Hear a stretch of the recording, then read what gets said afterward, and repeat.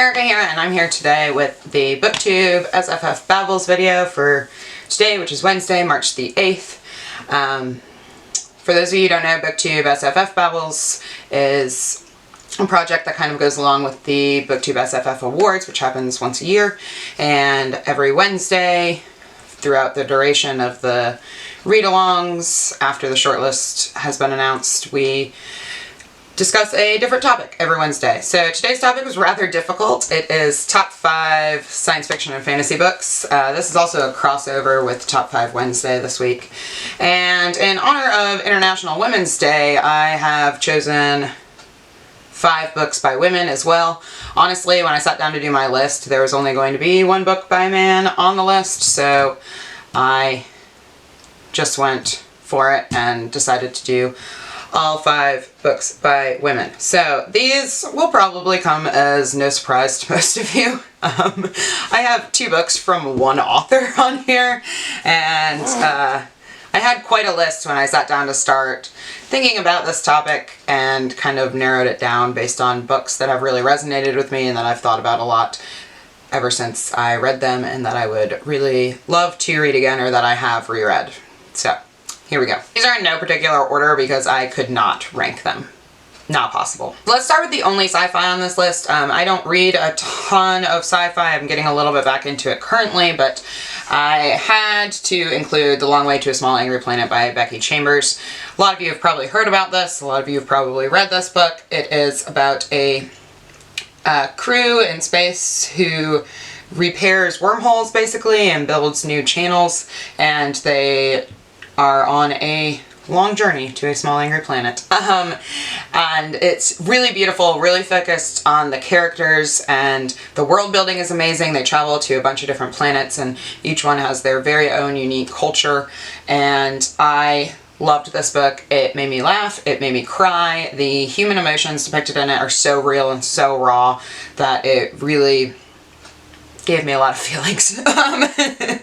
So I definitely recommend this if you haven't gotten to it yet. I have not yet read the second book, which recently came out, but this one, even just by itself, was absolutely incredible. So definitely recommend that. Wouldn't really be a list without Robin Hobb, and I chose The Mad Ship. This is the second book in the Live Ship Traders trilogy, which is the second trilogy in the first year series. I don't know, you can read this trilogy on its own. The first book is Ship of Magic, and you can read this trilogy on its own without having first read the Assassin's Apprentice trilogy. These all have names and I can never remember them when I sit down to film. Anyway, so this is The Mad Ship. This trilogy follows a group of people who are traders and kind of build their lives around these ships, which are alive in a way. This follows a really kick-ass heroine among other characters, and I can't tell you that much about it because it is the second book in the trilogy, but it was my favorite, and it's my favorite trilogy by Robin Hobb so far as well. Again, kick-ass ladies and dragons and all kinds of cool stuff going on here, so definitely recommend this one as well. I've talked about this book to death, but I'm going to talk about it again because it is absolutely incredible. That is The 5th Season by N.K. Jemisin. I have done a full review of this book, which I will link around here somewhere if you haven't seen it yet.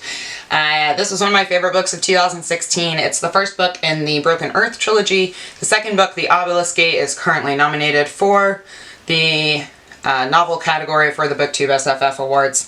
And this trilogy takes place in a world where the world is basically ending due to natural disaster, and when that happens it's called a season, and there are people in the world who can kind of harvest the power of the earth, and it has a lot to do with geology, but they can kind of quell volcanoes and start earthquakes and kind of tap into that power. This follows 3 women, and it's amazing. It's beautifully written. The character development is insane. The world building and the magic system are absolutely perfect. The cultural critique that goes along with this is incredible. It has amazing representation, and I just love it so much. Lastly, I have 2 books by Catherine and Valente.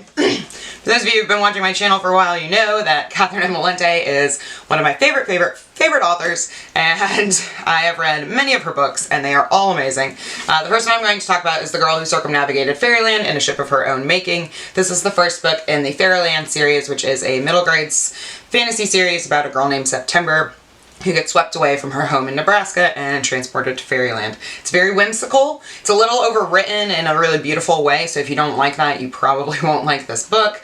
It is amazing and magical and beautiful and like the ultimate comfort read for me, this entire series. So I've read them all, I love them all, and I just think Catherine Valente is incredible. So I also chose one of her adult novels. This is Deathless. This is based in Russian myth and fairy tale, and it is about a girl who essentially marries death, and it's really magical. This is way darker than something like Fairyland.